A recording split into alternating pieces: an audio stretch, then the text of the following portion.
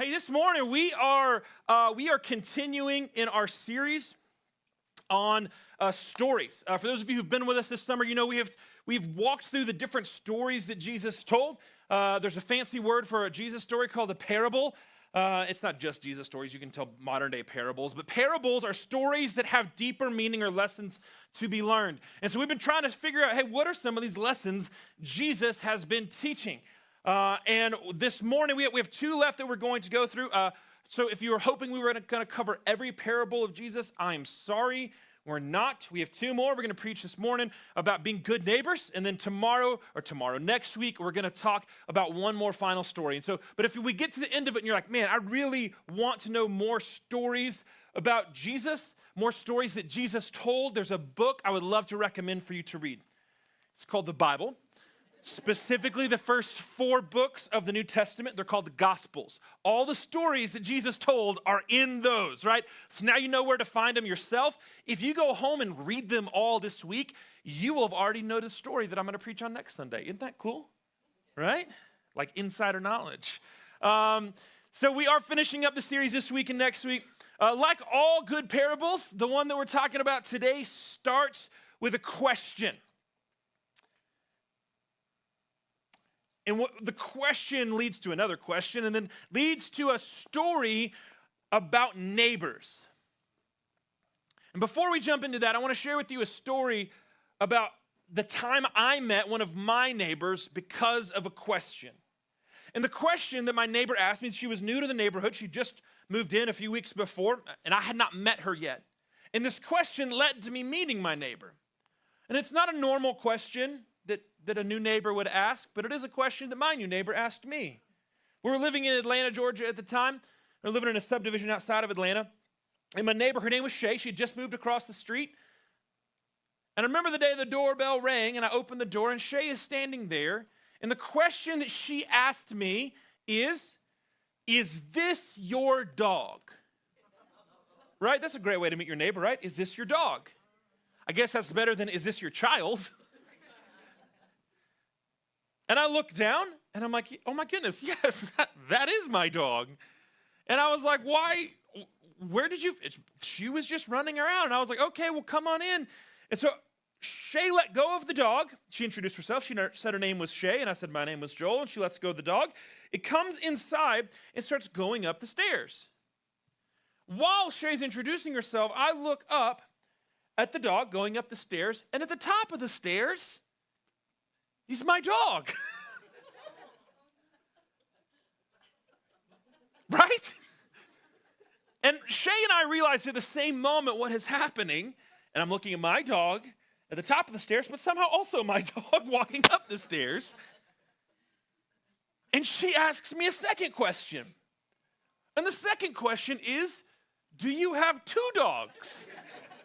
To which I respond, no. And then the next few minutes are a little bit chaotic because we're trying to get this random doppelganger dog that looks just like my dog out of my house. And that is how I met my neighbor, Shay. Shay wasn't like the rest of our neighbors. She was a little different. She had a different lifestyle than the majority of the people who lived in our neighborhood. But you know what? Shay and I became friends, and we knew each other, and we would stop and talk in the driveway. Shay loved to go four-wheeling at 5 o'clock in the morning, which is when she would load her four-wheeler into her truck. And in a normal circumstance, I would just be mad at that neighbor who was doing that. But it was Shay, and I knew Shay, and I knew she was just a little different than everybody else and likes to greet people by bringing random stray dogs to their house. I mean, can you imagine like if that was our normal custom? Right? Oh, someone's new to the neighborhood. Let me bring them a puppy. Here you go. Welcome to the neighborhood. Maybe some of you should try it. New neighbors, welcome to Colorado. Thing is, in Colorado, you have to have a dog. Here's yours. Right? It was an interesting way to meet a neighbor. Jesus told this story about neighbors that also started with a question. In fact, it also started with 2 questions, like my introduction to Shay. The first question we see in Luke 10, verse 25. It says, behold, a lawyer stood up to put him to the test. Now, first of all, when we read this, we're learning that even in the Bible times, there were lawyers. So Jesus knows the same pain that all of us went through. Right? The lawyer at the time, the Mark and the Matthew versions of the story will tell us there's Pharisees, there's scribes, there's lawyers, there's Sadducees. All of them are kind of the same grouping of people. It's people who would spend their time, right, thinking about things and discussing things. And so when it talks about how the lawyer put Jesus to the test, this is not outside of the realm of what is normal for a Jewish high-level thinker at the time. Not even really today, right? They have conversations about difficult things. Remember when Jesus went to the temple when he was just a little kid and his parents left him there because he didn't get in the car at pickup line? And look, I'm sure that Mary and Joseph by that time also had 4 kids because it's easy to leave one of your children when you have 4 or more. I know this from personal experience. But when Jesus was at the temple, you remember what he was doing? He was asking questions. And everyone there was thinking, marveling at how intelligent he was. Right? It's because that's what they would do. They would sit, they would ask questions, they would think about things, they would discuss things, they would talk about theology. And so when a lawyer stands to put Jesus to the test, it's not an abnormal thing. It's just something that they did. But also, then they started really trying to put Jesus to the test, right? Pharisees, Sadducees, they didn't like Jesus. And so really putting a test on Jesus, they're trying to catch him in a loop where he is going to disagree with himself. Hey, Chris, are you back in that room right back there still? Can you bring me the other mic? I don't know where Steve put it. Yeah, I'm not going to do this again. I don't like Rice Krispies that much.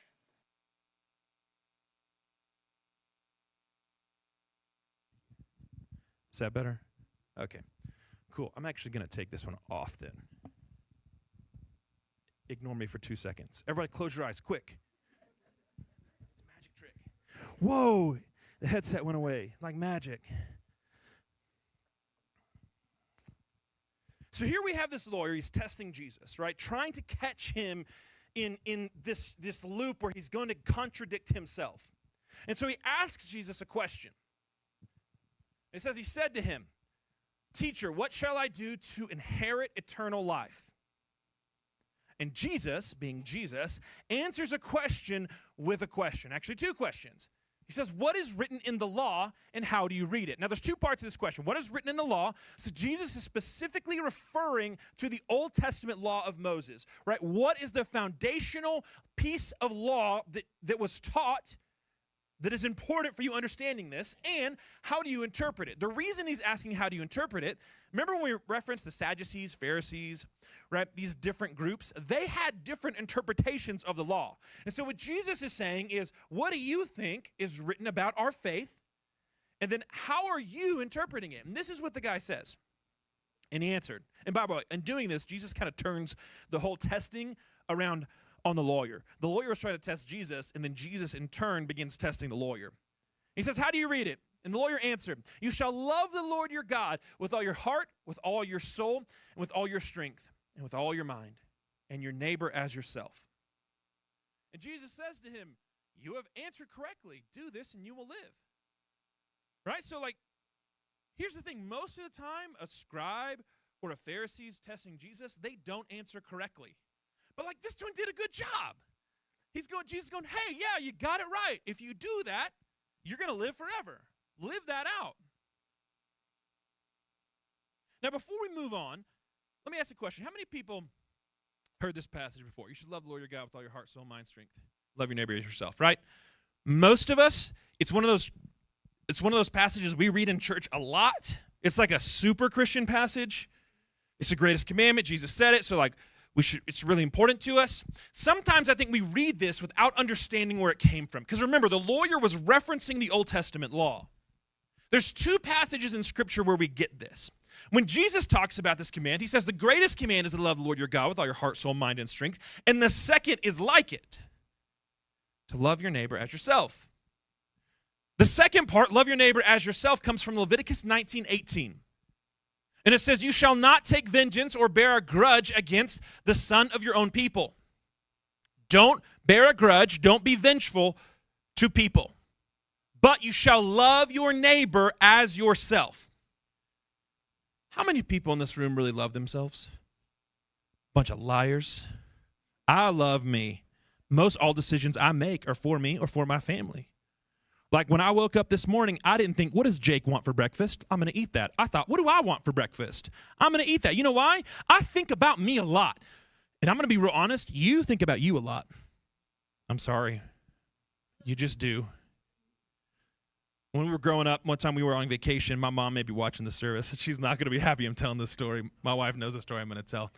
We're on vacation, and we're at this hotel, and my mom has spent the entire morning building or working on a puzzle.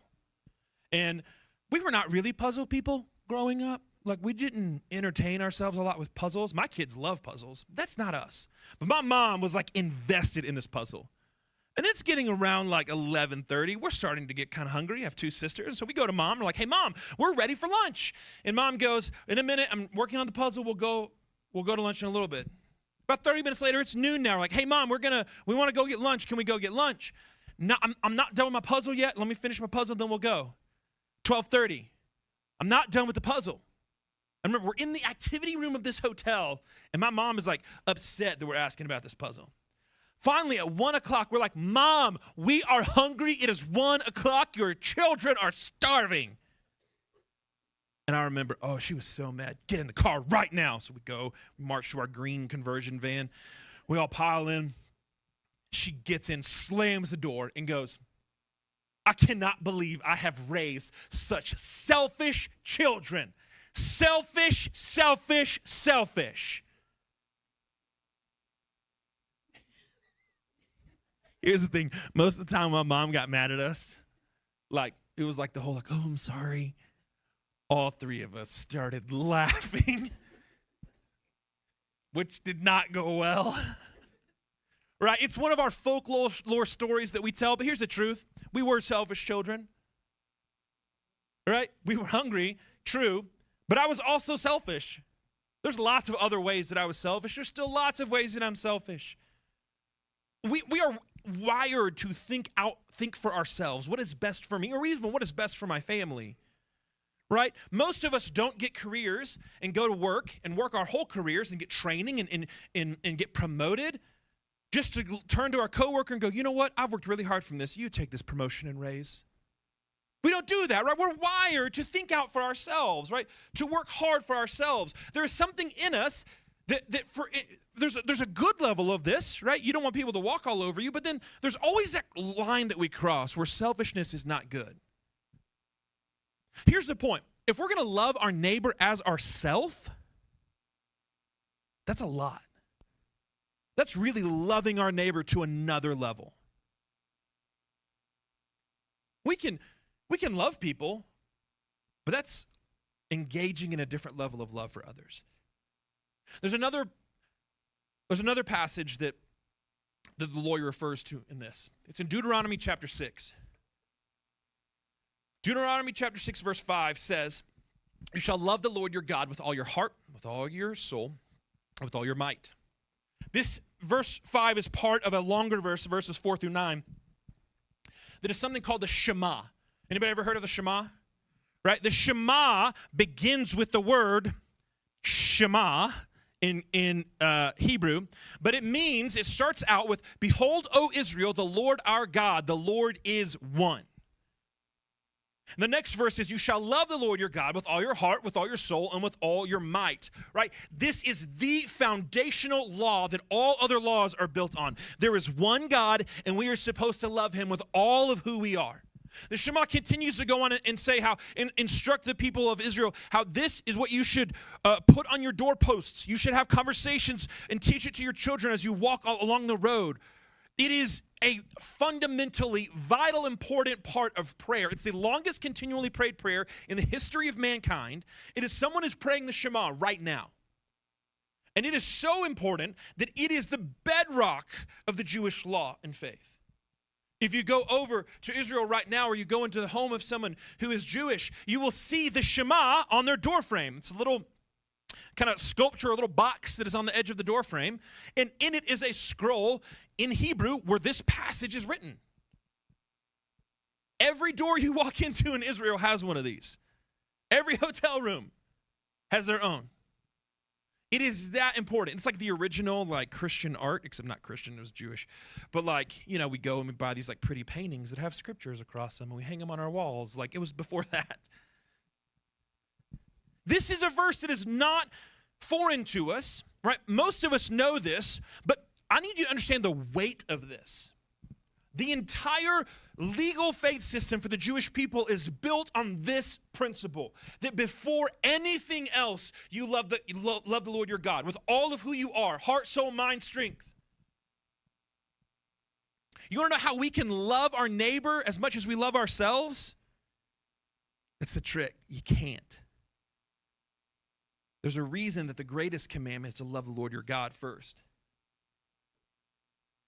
Because before you can learn to love your neighbor as yourself, you need to first learn how to love God with all of your lives.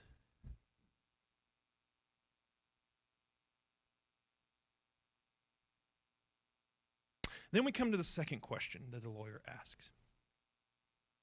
So understanding we're supposed to love the Lord our God with all of who we are, right? He understands this concept.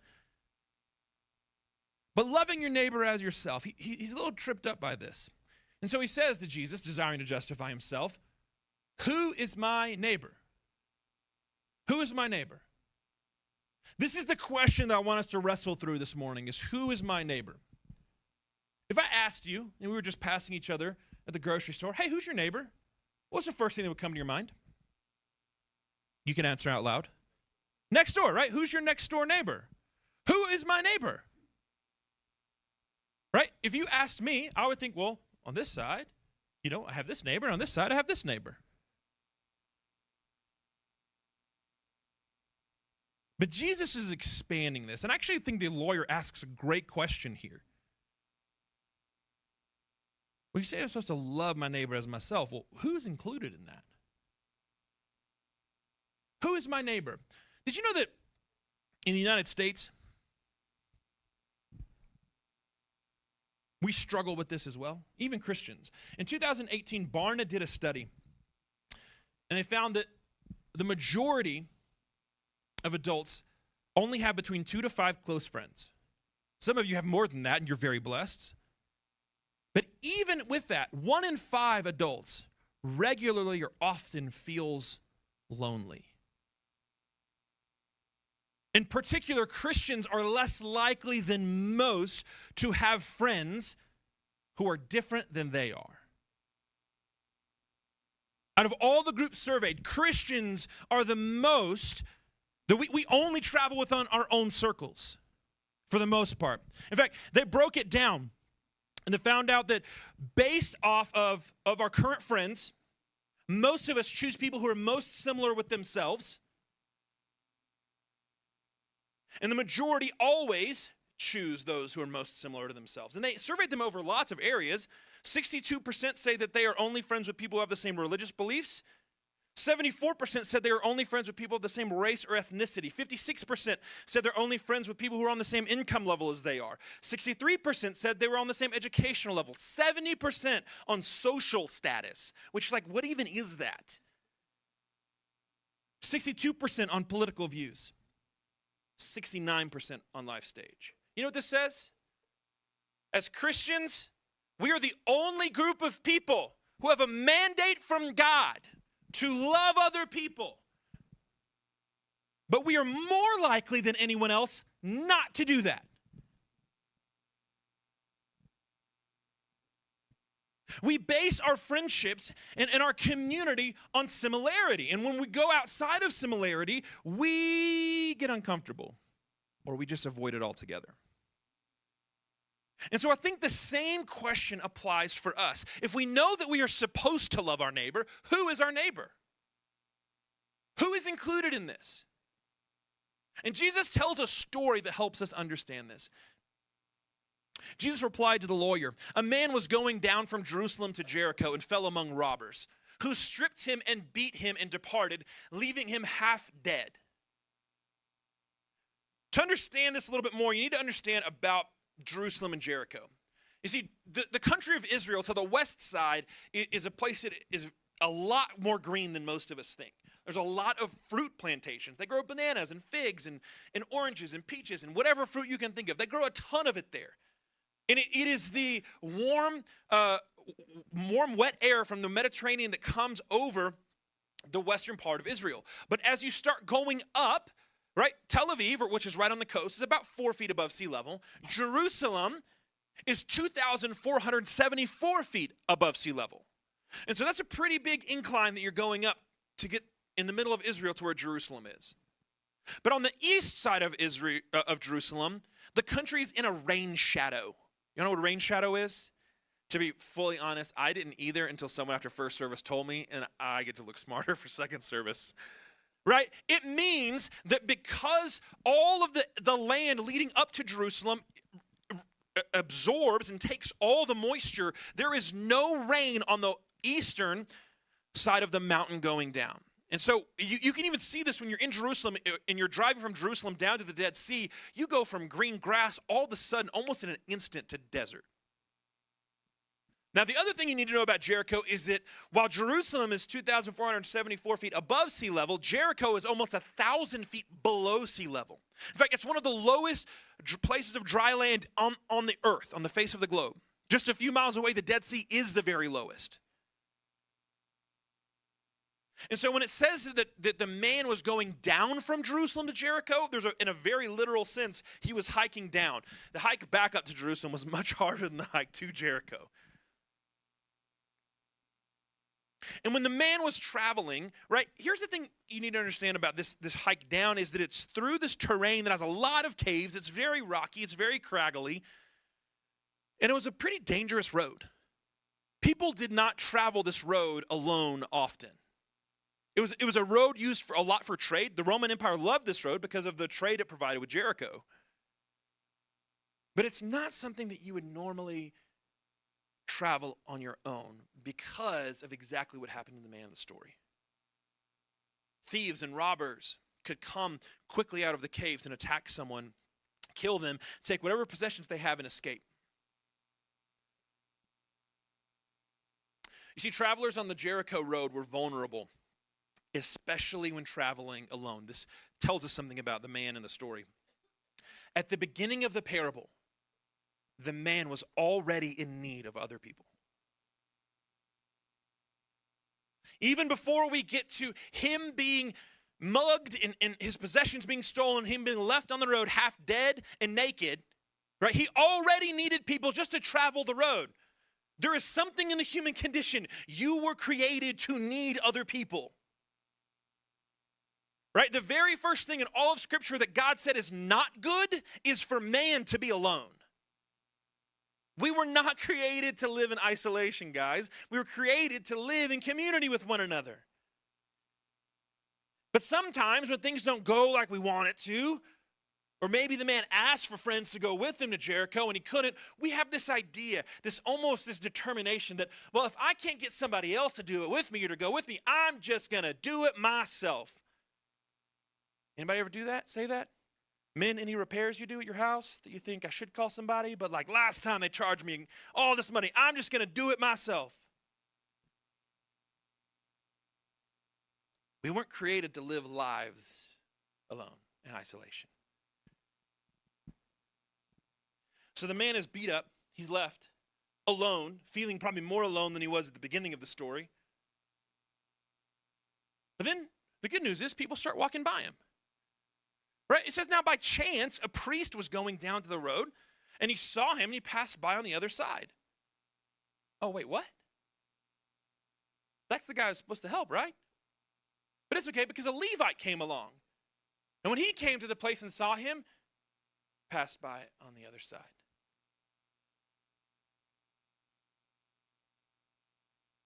Well, that's not great, is it?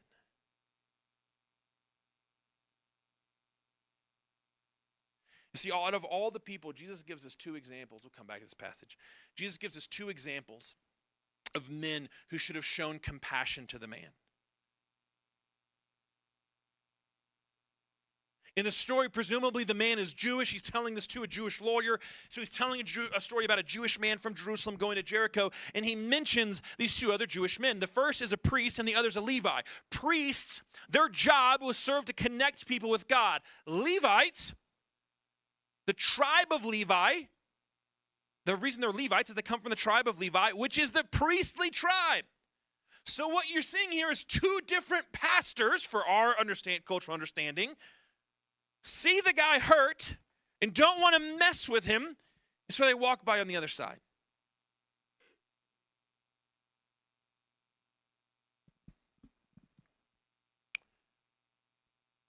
You see, both should have served a role to care for the beaten man, and both of them failed to do so. And it's easy to think in the story, and I think this is what Jesus' intention was telling the story to the lawyer, is you are Jewish, you see another Jewish man who's hurt, right? You should help the other Jewish man. You should help him because he's your kinsman. But then Jesus uses 3 words to change everything. Completely changes the tone of the whole story. And all of a sudden, it's not about a Jewish man helping another Jewish man.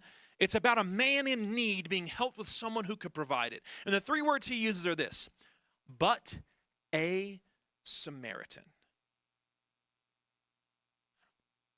Look with me and back up. It says, but a Samaritan, as he journeyed, came to where he was. And when he saw him, he had compassion. He went to him and bound his wounds, pouring on oil and wine. Then he set him on his own animal and brought him to an inn and took care of him. The next day he took out 2 denarii, which is 2 days' worth of wages, and he gave them to the innkeeper, saying, take care of him. And whatever you spend, I will repay you when I come back. And then Jesus asks another question back to the lawyer. He goes, which of these 3 do you think proved to be the neighbor to the man who fell among robbers? And the lawyer replied, the one who showed him mercy. And Jesus said to him, you go and do likewise.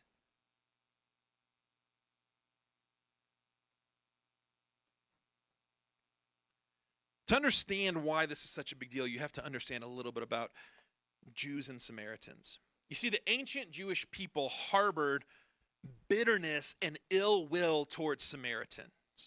Samaritans were a descendant of various races who would settle in the area of Samaria and marry Jews. Now, that concept right there was unthinkable to many Jews. Why would you ever marry someone who's not Jewish? Right? It was unheard of. It was very bad in the Jewish culture. But there were Jews in the Samaria region that married people from all over the place. And they were viewed as a mixed race of people. So the view of Jews' hatred towards Samaritans was actually racist in and of itself. But Samaritans still adopted much of the Jewish faith, and they thought of themselves as believers of the law and worshipers too. There was one major difference. They thought that the holy place of worship was not Jerusalem, but was another mountain. It wasn't the Temple Mount. There was another mountain. Other than that, pretty much every single thing that the Jewish faith believed, the Samaritans believed as well. But Jews hated Samaritans. Remember the woman at the well? She was a Samaritan. That's why she was so surprised when Jesus spoke to her. Jews and Samaritans just didn't even speak to Samaritans. They ignored them, treated them as if they weren't there, as if they were not fully human.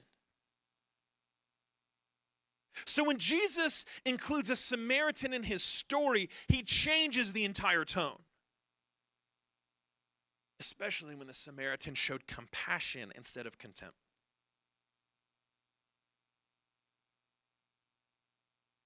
The whole point of the story is Jesus is showing a contrast. The people who were supposed to love and be a neighbor didn't do it. And the person who was not supposed to love and be a neighbor was.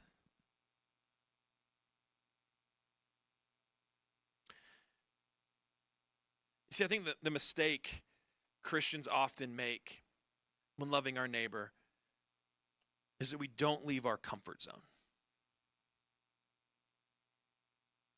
We're not willing to step out of what is comfortable for us. Right? People look different or dress different or smell different. And we go, ooh. Maybe they're different age than us. But we don't often step out of that comfort zone.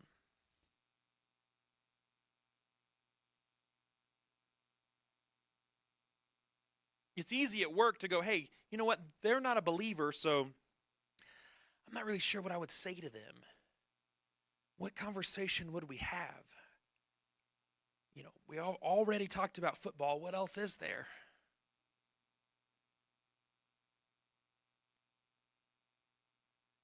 There's even this idea that we view our homes as kind of the safety walls that separate us from the world. Right? I mean, we get in our car, we go to work. After work, we get back in our car, we drive home, we drive into the garage, we shut the garage door. We even block out the world before we step out of our car. That's why I bought a house that doesn't have a garage. I have a bad carport. It has all the stuff your garage has in it, just I don't have a door to hide it. There's something within us that we don't step outside of our comfort zones to have conversation with others. And I think this is the reason that most Christians only are friends with other Christians. Is because it's uncomfortable. Right? We define our lives by Jesus. We're trying to love God with all of who we are, but this person doesn't. How are we supposed to be friends with them? We're comfortable with the neighbors that are in our sphere. We are not comfortable extending that. Let me give you a great example of this. My next door neighbor, his name is Ethan. Ethan and I share a fence, and that fence has seen better days. And we're needing to do some repair work on the shared fence. The other day, I see him in 7-Eleven by our houses, and I just walk up to him like, hey man, is it cool if I go in your backyard? I was gonna work on the fence a little bit. And he's like, yeah, sure, that's great, that's cool. Well, see, we have a shared commonality. We have a shared fence. We share something in common. So we have something to talk about. If I'd have walked up to you in a 7-Eleven and gone, hey, are you cool if I come in your backyard and work on the fence? You'd have looked at me like I was crazy.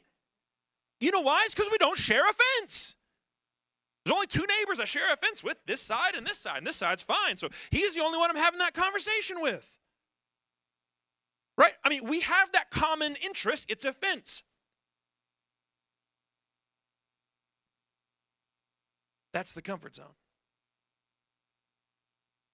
But loving our neighbor requires us to step outside of our comfort zone. Loving our neighbor means that we're going to have to search for people who maybe don't look like us or act like us or smell like us or dress like us or vote like us. Because it's not about what we share in common, it's about the need to be loved. We should not expect neighbors to find us. In fact, I think it's the exact opposite. The Great Commission tells us we're supposed to seek them out. See, I think that each one of us has been positioned in a place of influence. And searching for potential influence highlights opportunities to be a neighbor.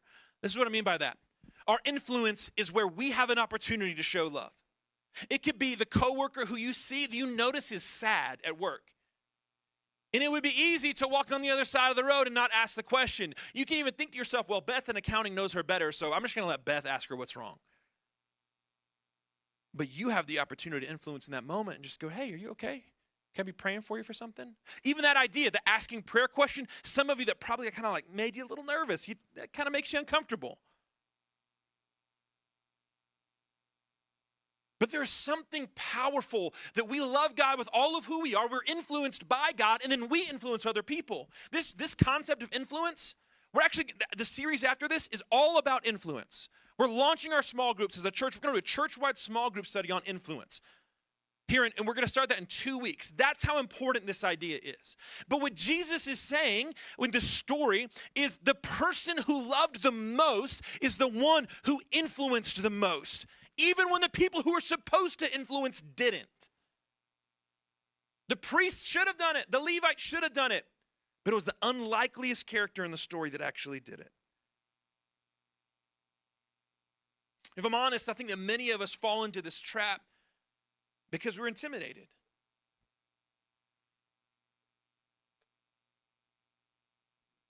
The intimidation many Christians find with loving our neighbor is that we think we aren't ready to share our faith.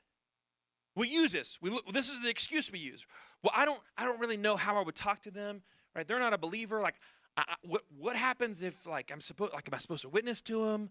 What happens if they start asking me theological questions? Like, that's really outside my comfort zone. And it's a lot easier not to say anything than to engage in something that takes us outside of our comfort box. Right? No? Everybody's just comfortable? Thank you. Thanks, Jake. Appreciate it. It requires us stepping out.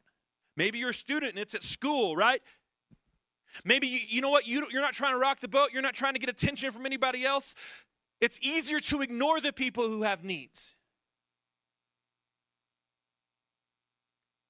Because what happens if they ask us difficult questions? What we're talking about is prerequisites, right? It's what's required of us before we can love our neighbor. There's only one prerequisite we see in the command. It's to love God with all of who you are, and then you can love your neighbor. It's not that you have to have the Roman roads memorized so you can give it to them the very first time you meet them. Hey, you're having a bad day? Well, let me tell you what the Bible says. We have this fear of, hey, what happens if they ask me a deep theological question? What happens if they challenge me or debate me about something because they know I'm a Christian? Can I give you a tool that you can use in those situations? A really powerful tool. 3 words. And I'm going to teach them to you, right, this morning. So anytime you're looking to love your neighbor, but you're afraid that you're not going to know what to say about Jesus, especially if they ask you a difficult question, you can use this tool. Are you ready? 3 words. I don't know. Congratulations. As a pastor, I now say that you can officially say that when you don't know. I know you all feel so relieved now. We're loving our neighbors like everybody's our neighbor, because everybody is our neighbor. Here's the thing. It is not about what we know. What we're really doing is looking for the excuse. I don't know what was going through the priest's head when he was walking by. He may have thought, wow, he looks like he's going to die really soon. I don't think I'm going to be able to help him anyway, so I'm just going to step to this side of the road. Maybe the Levite thought, you know what? His wounds look pretty bad. I don't think I've got the training to help him. Like, I don't know the right medical things to do to help him, so I just probably shouldn't do it at all. What is your excuse, right? What is your prerequisite? Here's your challenge. It's most of us, we actually think as believers we should love other people, right? We actually believe that. We think it's important to love other people. But we use our excuses or our prerequisites to stop us from doing it. So here's the challenge. Eliminating your prerequisites creates opportunities to love our neighbors. You want to do a better job loving other people? Find ways around your excuses. What's your excuse? I'll give you a great tool how to identify it. If there's a situation that you see someone who needs love, who needs someone to care for them and to love them, and you say, I would be that person, but whatever comes after that but, that is your excuse. Because this Bible doesn't say, love the Lord your God with all your heart, soul, mind, and strength, and love your neighbor as yourself, except when you don't really feel like it, or except when you feel awkward, or except when they have the wrong flag that flies outside their house at least 1 month out of the year. It doesn't say that. So whatever your excuse is, that's your tool to discover it, and that's your challenge to eliminate it.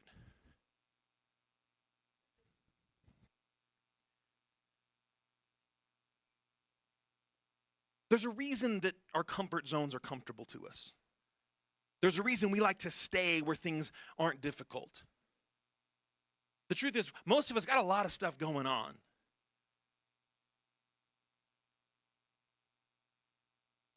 But there's not an excuse that is worth it that supersedes the scriptural command.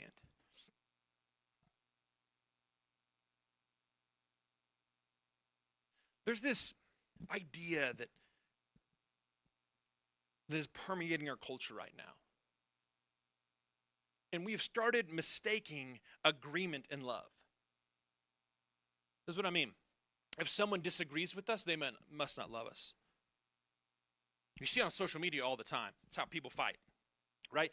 We can't live peaceably in disagreement anymore. If you disagree with me, you must not love me. If I disagree with you, then I'm like we're never going to be friends. But here's the thing, I've never met two people that agree on everything, which with that logic, everybody should hate everybody else. That kind of eliminates the need for church. We just all hate each other. But obviously we see the fallacy in this thought process.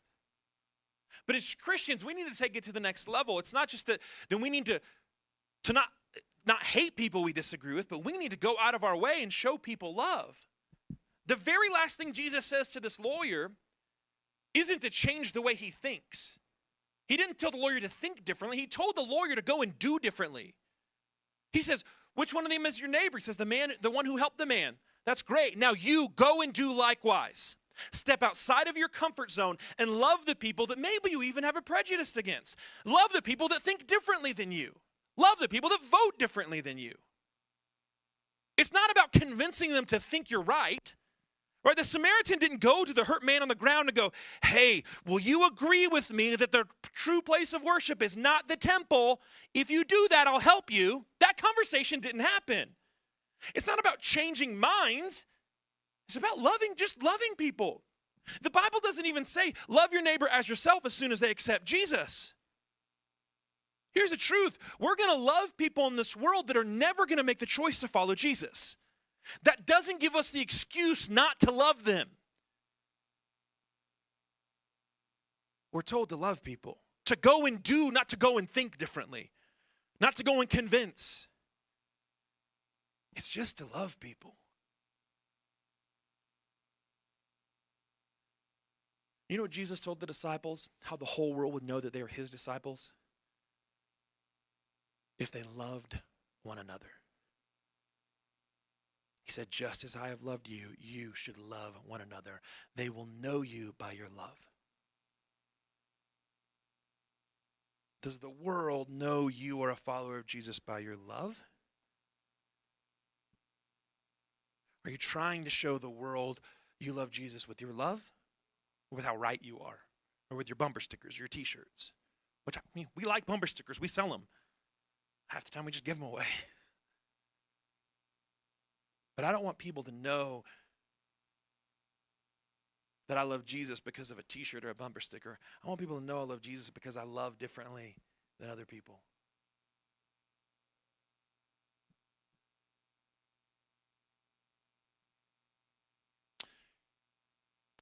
When I was a younger man, I had a friend named Jason. His name is Jason Albright, and we met through a mutual friend, but kind of became quick friends.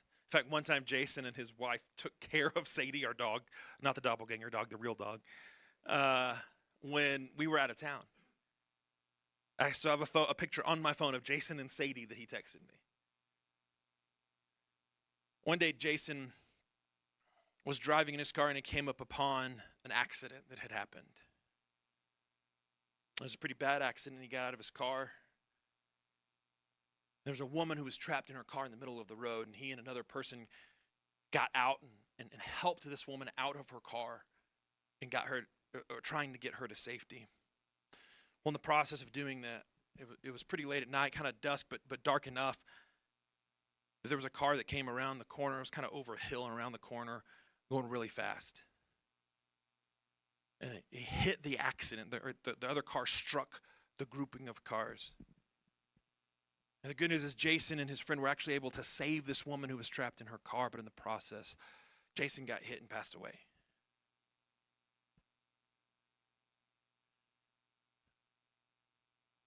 In fact, it made such an impact on me, where I actually named Jonah, his middle name is Albright, after Jason. He's a man who died saving someone else's life. But there's something else that Jason's accident did to me, too. In fact, I was just talking to my friend Jeffrey about this the other day. When I drive up on an accident, I am less inclined to stop now and help because of what happened. It's easier for me to drive by and assume it's somebody else's job to help them and not think it's mine.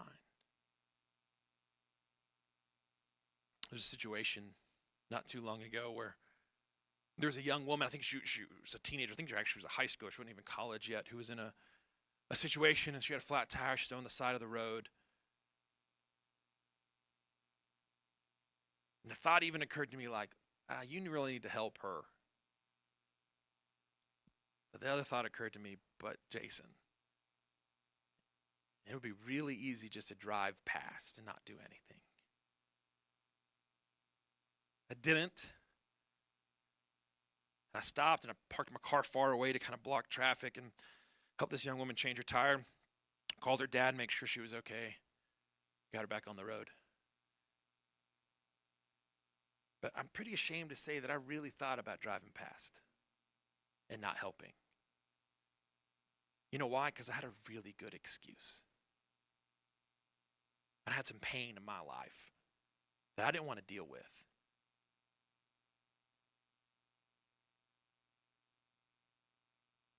If you're looking for an excuse, and sometimes excuses don't give us the direction to love our neighbor as ourselves with unless we have a great excuse. It just doesn't. It's not an easy passage, right? We say it a lot in church. We put it on pictures and hang it in our houses. It's not an easy passage, but it's one that we still have to wrestle with all the same.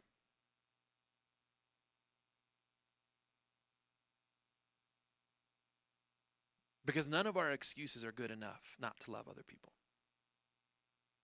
So who is your neighbor? It's the person that needs to feel loved. It's the person in your sphere of influence who you have the opportunity to show love to.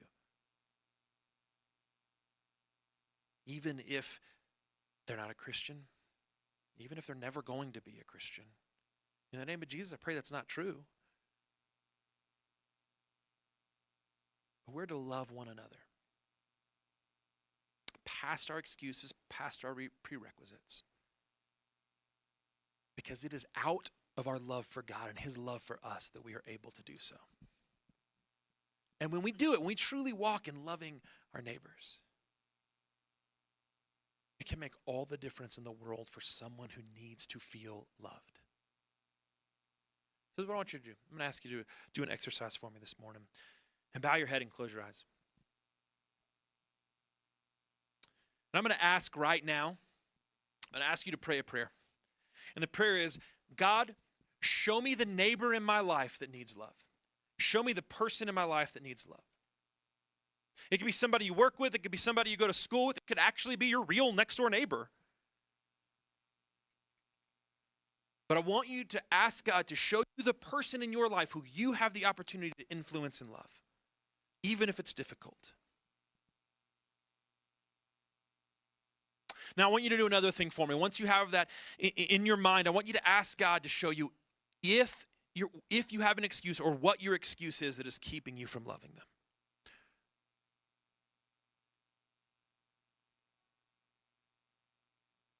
In the name of Jesus, Father, I pray that you take those excuses away.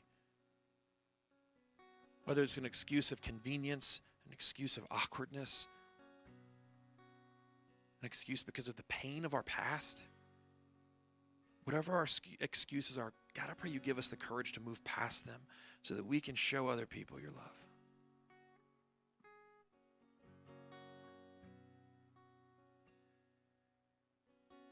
Help us be men and women who love past prerequisites, past excuses.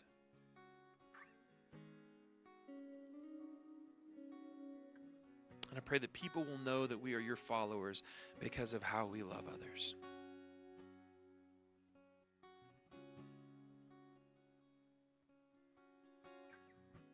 As we sing this last song, if you're sitting here and you're going, hey, I'm not sure God brought someone to my mind, I want you to sit there just for a few more minutes and pray and just ask God to show you. If you know exactly who that is, maybe you need to spend a little bit extra time in prayer asking him to help you learn how to love them best. We're going to sing this one last song. We're going to worship. But if the Holy Spirit is doing something in your heart this morning, don't just go, hey, it's time to sing, so I'm going to stop doing that. Let him work. Let him do that thing that you need done in your heart so that you can live out his love in your life.